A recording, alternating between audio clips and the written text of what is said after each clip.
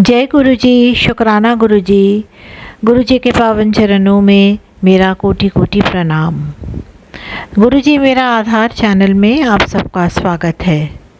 शिव जी के परम पवित्र ज्योतिर्लिंगों की कथा आगे सुनते हुए आज हम 4 ज्योतिर्लिंगों की कथा सुनेंगे। इस चैनल को सब्सक्राइब कीजिए तथा शिव पुराण की इस कथा को सुनते हुए महादेव जी के खास आशीर्वाद प्राप्त कीजिए। झारखंड राज्य में देवघर वैद्यनाथ धाम के लिए बहुत ही प्रसिद्ध है। वैद्यनाथ ज्योतिर्लिंग के प्रादुर्भाव तथा महत्व की कथा सुनते हैं। राक्षस राज रावण, जो बड़ा अभिमानी और अपने अहंकार को प्रकट करने वाला था, उत्तम पर्वत कैलाश पर भक्ति भाव से भगवान शिव की आराधना कर रहा था।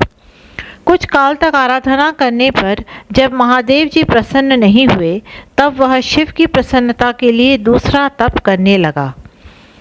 पुलत्स्य कुल नंदन श्रीमान रावण ने सिद्धि के स्थानभूत हिमालय पर्वत से दक्षिण वृक्षों से भरे हुए वन में पृथ्वी पर एक बहुत बड़ा गड्ढा खोदकर उसमें अग्नि की स्थापना की और उसके पास ही भगवान शिव को स्थापित करके हवन आरंभ किया। ग्रीष्म ऋतु में वह 5 अग्नियों के बीच में बैठता, वर्षा ऋतु में खुले मैदान में चबूतरे पर सोता और शीतकाल में जल के भीतर खड़ा रहता। इस तरह 3 प्रकार से उसकी तपस्या चलती थी। इस रीति से रावण ने बहुत तप किया तो भी दुरात्माओं के लिए, जिनको रिझाना कठिन है, वे परमात्मा महेश्वर उस पर प्रसन्न नहीं हुए। तब महामनस्वी दैत्यराज रावण ने अपना मस्तक काटकर शंकर जी का पूजन आरंभ किया। विधि पूर्वक शिव जी की पूजा करके वह अपना एक एक सिर काटता और भगवान को समर्पित कर देता था। इस तरह उसने क्रमशः अपने 9 सिर काट डाले। जब एक ही सिर बाकी रह गया, तब भक्तवत्सल भगवान शंकर संतुष्ट एवं प्रसन्न हो वहीं उसके सामने प्रकट हो गए। भगवान शिव ने उसके सभी मस्तकों को पूर्ववत निरोग करके उसे उसकी इच्छा के अनुसार अनुपम उत्तम बल प्रदान किया। भगवान शिव का कृपा प्रसाद पाकर राक्षस रावण ने नतमस्तक हो हाथ जोड़कर उनसे कहा, देवेश्वर प्रसन्न होइए, मैं आपको लंका में ले चलता हूँ। आप मेरे इस मनोरथ को सफल कीजिए, मैं आपकी शरण में आया हूँ। रावण के ऐसा कहने पर भगवान शंकर बड़े संकट में पड़ गए और अनमने होकर बोले, राक्षस राज, मेरी सार गर्भित बात सुनो। तुम मेरे इस उत्तम लिंग को भक्तिभाव से अपने घर को ले जाओ, परंतु जब तुम उसे कहीं भूमि पर रख दोगे, तब यह वहीं सुस्थिर हो जाएगा, इसमें संदेह नहीं है। अब तुम्हारी जैसी इच्छा हो वैसा करो।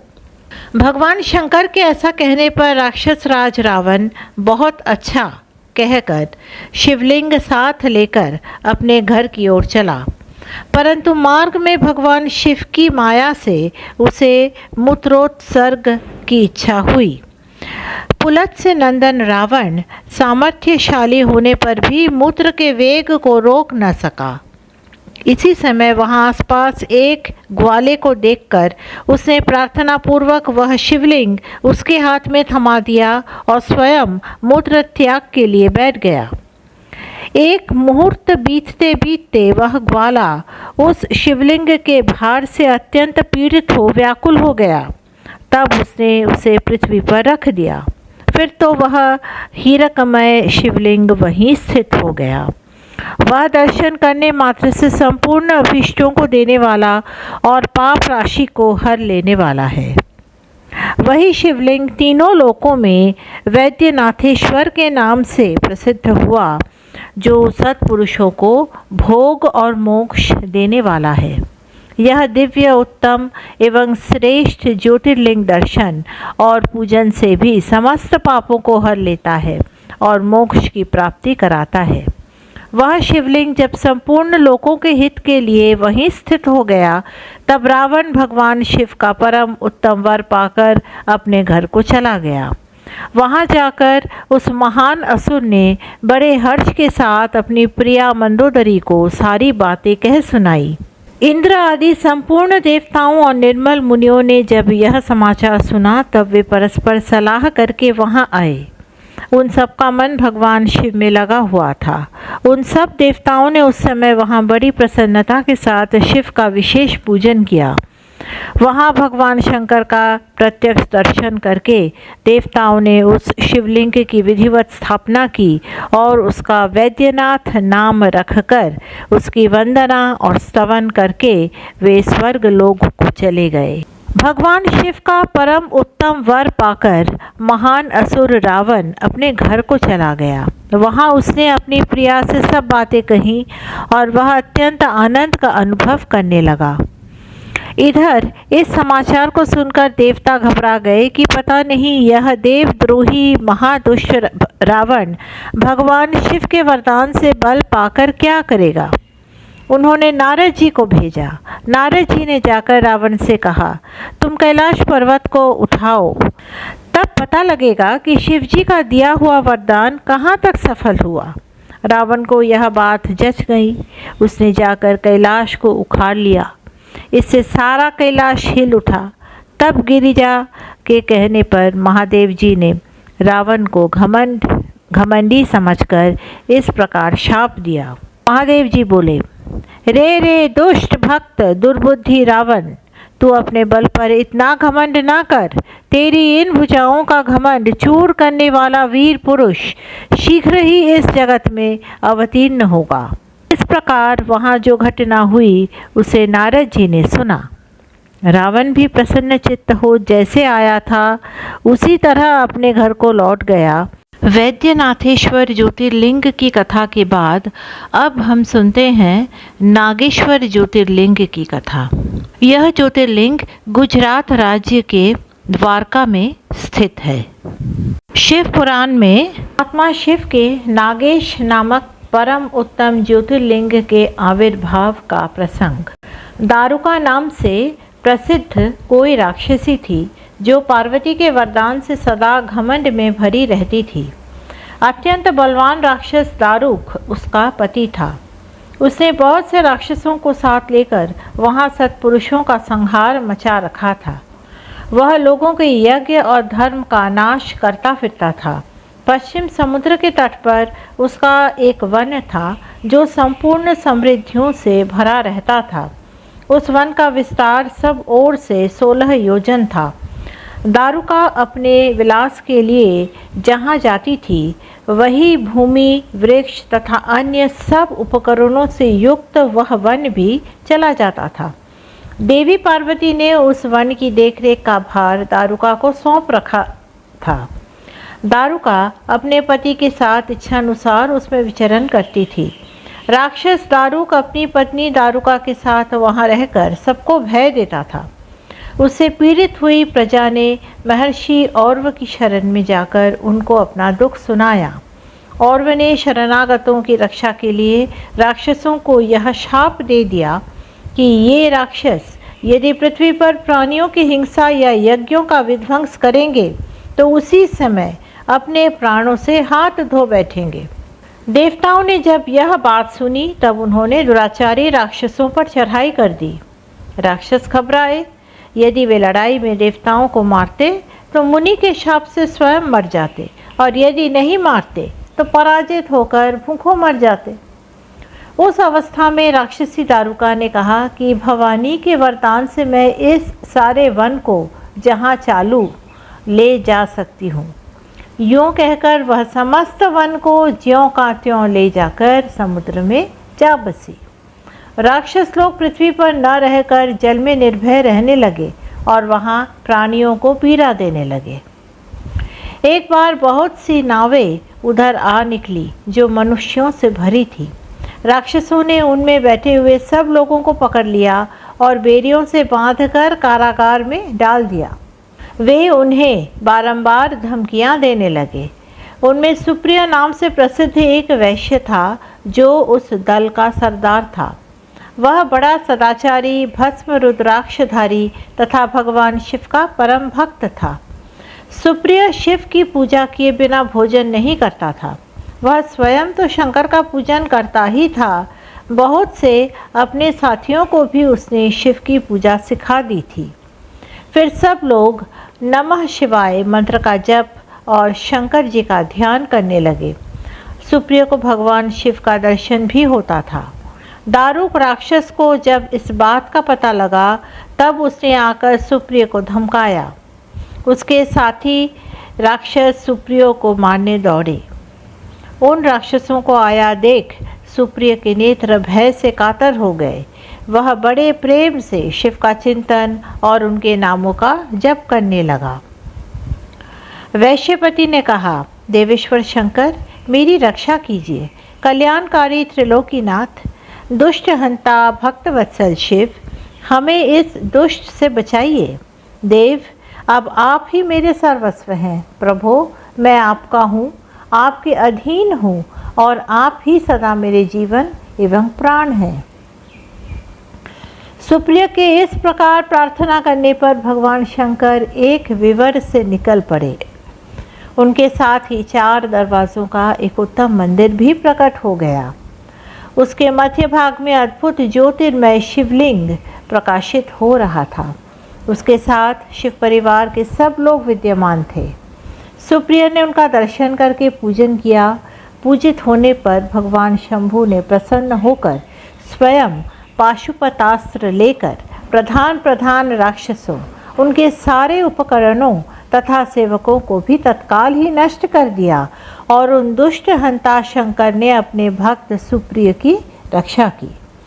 तत्पश्चात अद्भुत लीला करने वाले और लीला से ही की शरीर धारण करने वाले शंभु ने उस वन को यह वर दिया कि आज से इस वन में सदा ब्राह्मण, क्षत्रिय, वैश्य और शूद्र, इन चारों वर्णों के धर्मों का पालन होगा। यहाँ श्रेष्ठ मुनि निवास करेंगे और तमोगुनी राक्षस इसमें कभी नहीं रहेंगे। शिव धर्म के उपदेशक, प्रचारक और प्रवर्तक लोग इसमें निवास करेंगे। इसी समय राक्षसी दारुका ने दीन चित्त से देवी पार्वती की स्तुति की। देवी पार्वती प्रसन्न हो गई और बोली, बताओ तेरा क्या कार्य करूं? उसने कहा, मेरे वंश की रक्षा कीजिए।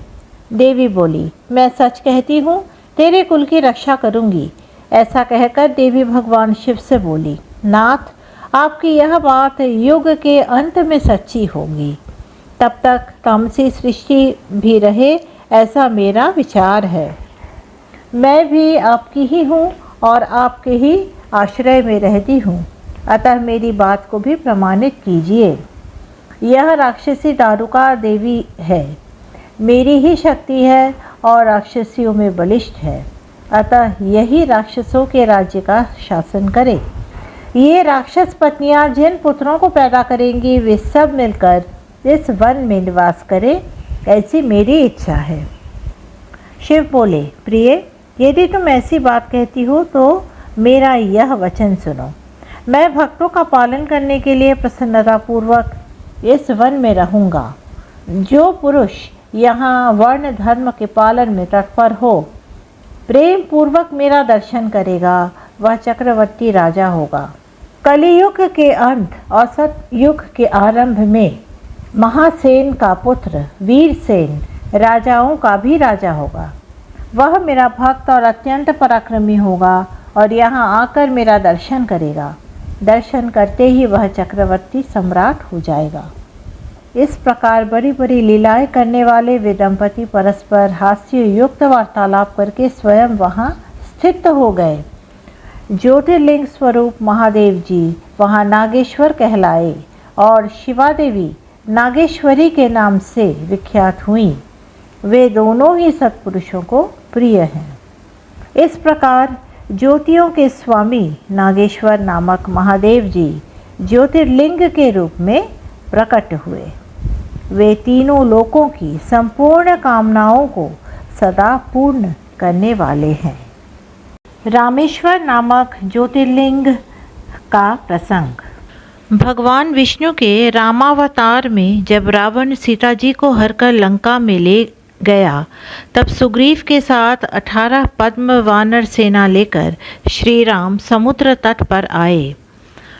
वहाँ वे विचार करने लगे कि कैसे हम समुद्र को पार करेंगे और किस प्रकार रावण को जीतेंगे। इतने में ही श्री राम को प्यास लगी। उन्होंने जल मांगा और वानर मीठा जल ले आए। श्री राम ने प्रसन्न होकर वह जल ले लिया। तब तक उन्हें स्मरण हो आया कि मैंने अपने स्वामी भगवान शंकर का दर्शन तो किया ही नहीं, फिर यह जल कैसे ग्रहण कर सकता हूँ। ऐसा कहकर उन्होंने उस जल को नहीं पिया। जल रख देने के पश्चात रघुनंदन ने पार्थिव पूजन किया। आवाहन आदि 16 उपचारों को प्रस्तुत करके विधि पूर्वक बड़े प्रेम से शंकर जी की अर्चना की। प्रणाम तथा दिव्य स्तोत्रों द्वारा यत्नपूर्वक शंकर जी को संतुष्ट करके श्री राम ने भक्ति भाव से उनसे प्रार्थना की। श्री राम बोले, उत्तम व्रत का पालन करने वाले मेरे स्वामी देव महेश्वर, आपको मेरी सहायता करनी चाहिए। आपके सहयोग के बिना मेरे कार्य की सिद्धि अत्यंत कठिन है। रावण भी आपका ही भक्त है, वह सबके लिए सर्वथा दुर्जय है, परंतु आपके दिए हुए वरदान से वह सदा दर्प में भरा रहता है। वह त्रिभुवन विजयी महावीर है। इधर मैं भी आपका दास हूँ, सर्वथा आपके अधीन रहने वाला हूँ। सदाशिव यह विचार कर आपको मेरे प्रति पक्षपात करना चाहिए। इस प्रकार प्रार्थना और बारंबार नमस्कार करके उन्होंने उच्च स्वर से जय शंकर, जय शिव इत्यादि का उद्घोष करते हुए शिव का स्तवन किया। फिर उनके मंत्र के जप और ध्यान में तत्पर हो गए।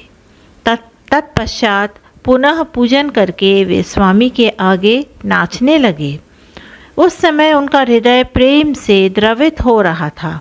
फिर उन्होंने शिव के संतोष के लिए गाल बजाकर अव्यक्त शब्द किया।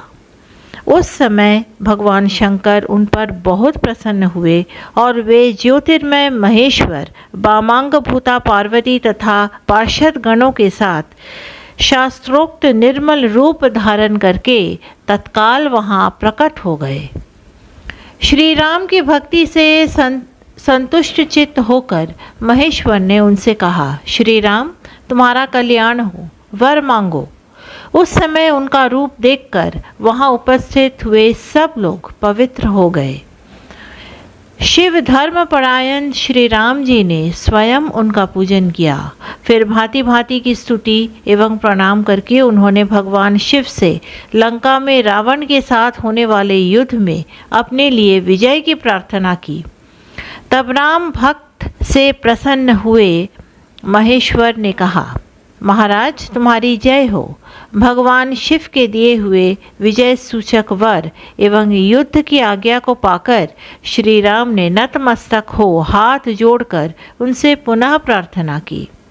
श्री राम बोले, मेरे स्वामी शंकर, यदि आप संतुष्ट हैं तो जगत के लोगों को पवित्र करने तथा दूसरों की भलाई करने के लिए सदा यहाँ निवास करें।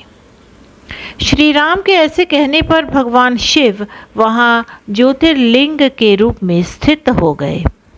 तीनों लोकों में रामेश्वर के नाम से उनकी प्रसिद्धि हुई। उनके प्रभाव से ही अपार समुद्र को अनायास पार करके श्री राम ने रावण आदि राक्षसों का शीघ्र ही संहार किया और अपनी कर लिया। तब से इस भूतल पर रामेश्वर की अद्भुत महिमा का प्रसार हुआ। भगवान रामेश्वर सदा भोग और मोक्ष देने वाले तथा भक्तों की इच्छा पूर्ण करने वाले हैं। जो दिव्य गंगा जल से रामेश्वर शिव को भक्ति पूर्वक स्नान कराता है वह जीवन मुक्त ही है।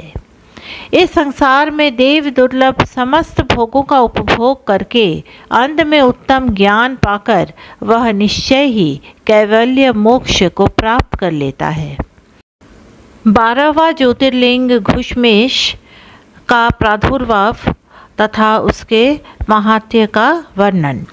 दक्षिण दिशा में एक श्रेष्ठ पर्वत है जिसका नाम देवगिरी है। वह देखने में अद्भुत तथा नित्य परम शोभा से संपन्न है। उसी के निकट कोई भरद्वाज कुल में उत्पन्न सुधर्मा नामक ब्रह्मवेत्ता ब्राह्मण रहते थे। उनकी प्रिय पत्नी का नाम सुदेहा था। वह सदा शिव धर्म के पालन में तत्पर रहती थी, घर के कामकाज में कुशल थी और सदा पति की सेवा में लगी रहती थी। द्विज श्रेष्ठ सुधर्मा भी देवताओं और अतिथियों के पूजक थे। वे वेद वर्णित मार्ग पर चलते और नित्य अग्निहोत्र किया करते थे। तीनों काल की संध्या करने से उनकी कांति सूर्य के समान उद्दीप्त थी। वे वेद शास्त्र के मर्मज्ञ थे और शिष्यों को पढ़ाया करते थे। धनवान होने के साथ ही बड़े दाता भी थे। सौजन्य आदि सद्गुणों के भाजन थे। शिव संबंधी पूजन आदि कार्य में ही सदा लगे रहते थे। वे स्वयं तो शिव भक्त थे ही, शिव भक्तों से बड़ा प्रेम रखते थे। शिव भक्तों को भी वे बहुत प्रिय थे। यह सब कुछ होने पर भी उनके पुत्र नहीं था। इससे ब्राह्मण को तो दुख नहीं होता था, परंतु उनकी पत्नी बहुत दुखी रहती थी। पड़ोसी और दूसरे लोग भी उसे ताना मारा करते थे। वह पति से बार बार पुत्र के लिए प्रार्थना करती थी। पति उसको ज्ञानोपदेश देकर समझाते थे, परंतु उसका मन नहीं मानता था। अंततोगत्वा ब्राह्मण ने कुछ उपाय भी किया, परंतु वह सफल नहीं हुआ। तब ब्राह्मणी ने अत्यंत दुखी हो बहुत हठ करके अपनी बहन घूष्मा से पति का दूसरा विवाह करा दिया। विवाह से पहले सुधर्मा ने उसको समझाया कि इस समय तो तुम बहन से प्यार कर रही हो, परंतु जब इसके पुत्र हो जाएगा तब इससे स्पर्धा करने लगोगी। उसने वचन दिया कि मैं बहन से कभी डाह नहीं करूंगी। विवाह हो जाने पर घूष्मा दासी की भांति बड़ी बहन की सेवा करने लगी। सुदेहा भी उसे बहुत प्यार करती रही। घूष्मा अपनी शिव भक्ता बहन की आज्ञा से नित्य 101 पार्थिव शिवलिंग बनाकर विधि पूर्वक पूजा करने लगी। पूजा करके वह निकटवर्ती तालाब में उसका विसर्जन कर देती थी। शंकर जी की कृपा से उसके एक सुंदर, सौभाग्यवान और सद्गुण संपन्न पुत्र हुआ। घूष्मा का कुछ मान बढ़ा। इससे सुदेहा के मन में डाह पैदा हो गई। समय पर उस पुत्र का विवाह हुआ। पुत्र वधू घर में आ गई। अब तो वह और भी जलने लगी। उसकी बुद्धि भ्रष्ट हो गई और एक दिन उसने रात में सोते हुए पुत्र को छुरे से उसके शरीर के टुकड़े टुकड़े करके मार डाला और कटे हुए अंगों को उसी तालाब में ले जाकर डाल दिया जहाँ घूष्मा प्रतिदिन पार्थिव लिंगों का विसर्जन करती थी। पुत्र के अंगों को उस तालाब में फेंक कर वह लौट आई और घर में सुखपूर्वक सो गई। घूष्मा सवेरे उठकर प्रतिदिन का पूजन आदि कर्म करने लगी। श्रेष्ठ ब्राह्मण सुधर्मा स्वयं भी नित्यकाल में लग गए। इसी समय उनकी ज्येष्ठ पत्नी सुदेहा भी उठी और बड़े आनंद से घर के कामकाज करने लगी, क्योंकि उसके हृदय में पहले जो ईर्ष्या की आग जलती थी वह अब बुझ गई थी। प्रातःकाल जब बहू ने उठकर पति की शैया को देखा तो वह खून से भीगी दिखाई दी और उस पर शरीर के कुछ टुकड़े दृष्टिगोचर हुए। इससे उसको बड़ा दुख हुआ। उसने सास घूष्मा के पास जाकर निवेदन किया, उत्तम व्रत का पालन करने वाली आर्य, आपके पुत्र कहाँ गए? उनकी शैया रक्त से भीगी हुई है और उस पर शरीर के कुछ टुकड़े दिखाई देते हैं। हाय, मैं मारी गई। किसने यह दुष्ट कर्म किया है? ऐसा कहकर वह बेटे की प्रिय पत्नी भांति भांति से करुण विलाप करती हुई रोने लगी। सुधर्मा की बड़ी पत्नी सुदेहा भी उस समय हाय मैं मारी गई ऐसा कहकर दुख में डूब गई। उसने ऊपर से तो दुख किया, किंतु मन ही मन वह हर्ष से भरी हुई थी। घूष्मा भी उस समय उस वधू के दुख को सुनकर अपने नित्य पार्थिव पूजन के व्रत से विचलित नहीं हुई। उसका मन बेटी को देखने के लिए तनिक भी उत्सुक नहीं हुआ। उसके पति की भी ऐसी ही अवस्था थी।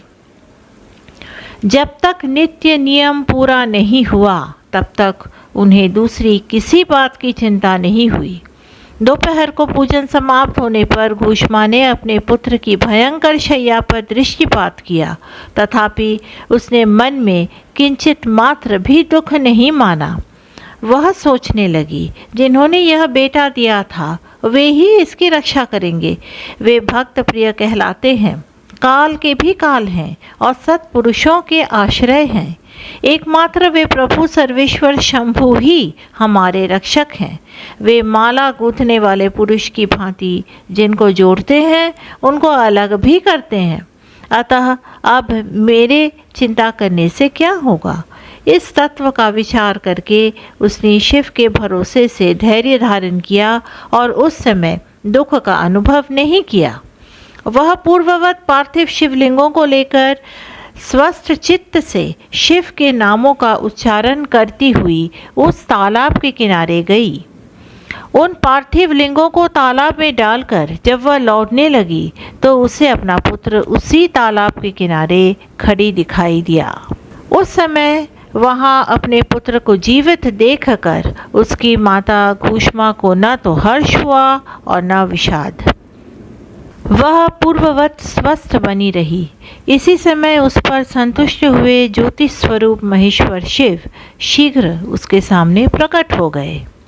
शिव बोले, सुमुखी, मैं तुम पर प्रसन्न हूँ, वर मांगो।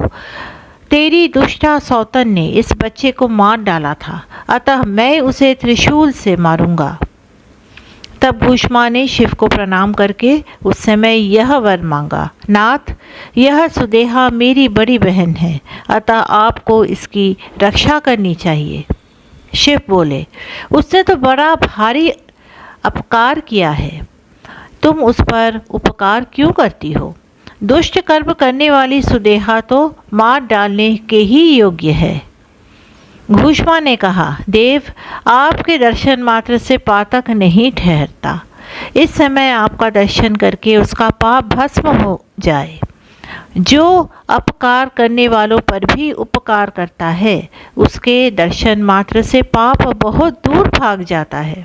प्रभु, यह अद्भुत भगवत वाक्य मैंने सुन रखा है, इसलिए सदाशिव, जिसने ऐसा कुकर्म किया है वही करे। मैं ऐसा क्यों करूं? मुझे तो बुरा करने वालों का भी भला ही करना है। घूष्मा के ऐसा कहने पर दया सिंधु भक्त वत्सल महेश्वर और भी प्रसन्न हुए तथा इस प्रकार बोले, घूष्मे, तुम कोई और भी वर मांगो, मैं तुम्हारे लिए हितकर वर अवश्य दूंगा, क्योंकि तुम्हारी इस भक्ति से और विकार शून्य स्वभाव से मैं बहुत प्रसन्न हूँ। भगवान शिव की बात सुनकर घूष्मा बोली, प्रभु, यदि आप वर देना चाहते हैं तो लोगों की रक्षा के लिए सदा यहाँ निवास कीजिए और मेरे नाम से ही आपकी ख्याति हो। तब महेश्वर शिव ने अत्यंत प्रसन्न होकर कहा, मैं तुम्हारे ही नाम से घूष्मेश्वर कहलाता हुआ सदा यहाँ निवास करूँगा और सबके लिए सुखदायक होऊंगा। मेरा शुभ ज्योतिर्लिंग घूष्मेश नाम से प्रसिद्ध हो। यह सरोवर शिवलिंगों का आलय हो जाए और इसलिए इसकी तीनों लोकों में शिवालय नाम से प्रसिद्धि हो। यह सरोवर सदा दर्शन मात्र से संपूर्ण अभीष्टों का देने वाला हो। सुव्रते, तुम्हारे वंश में होने वाली 101 पीढ़ियों तक ऐसे ही श्रेष्ठ पुत्र उत्पन्न होंगे, इनमें संशय नहीं है। ये सब के सब सुंदरी स्त्री, उत्तम धन और पूर्ण आयु से संपन्न होंगे, चतुर और विद्वान होंगे, उदार तथा भोग और मोक्ष रूपी फल पाने के अधिकारी होंगे। 101 पीढ़ियों तक सभी पुत्र गुणों में बढ़े चढ़े होंगे। तुम्हारे वंश का ऐसा विस्तार बड़ा शोभादायक होगा। ऐसा कहकर भगवान शिव वहाँ ज्योतिर्लिंग के रूप में स्थित हो गए। उनकी घूष्मेश नाम से प्रसिद्धि हुई और उस सरोवर का नाम शिवालय हो गया। सुधर्मा, घूष्मा और सुदेहा तीनों ने आकर तत्काल ही उन शिवलिंग की 101 दक्षिणावर्त परिक्रमा की। पूजा करके परस्पर मिलकर मन का मैल दूर करके वे सब वहाँ बड़े सुख का अनुभव करने लगे। पुत्र को जीवित देख सुदेहा बहुत लज्जित हुई और पति तथा घूष्मा से क्षमा प्रार्थना करके उसने अपने पाप के निवारण के लिए प्रायश्चित किया। इस प्रकार घुष्मेश्वर लिंग प्रकट हुआ। उसका दर्शन और पूजन करने से सदा सुख की वृद्धि होती है। गोरखपुर के गीता प्रेस द्वारा प्रकाशित संक्षिप्त शिव पुराण से आपने ये 4 ज्योतिर्लिंगों की कथा सुनी। इस वीडियो को लाइक और शेयर कीजिए तथा गुरुजी के सत्संग, भजन और शिव पुराण कथा सुनने के लिए इस चैनल को फॉलो कीजिए। जय गुरुजी, शुक्राना गुरुजी। ओम नमः शिवाय।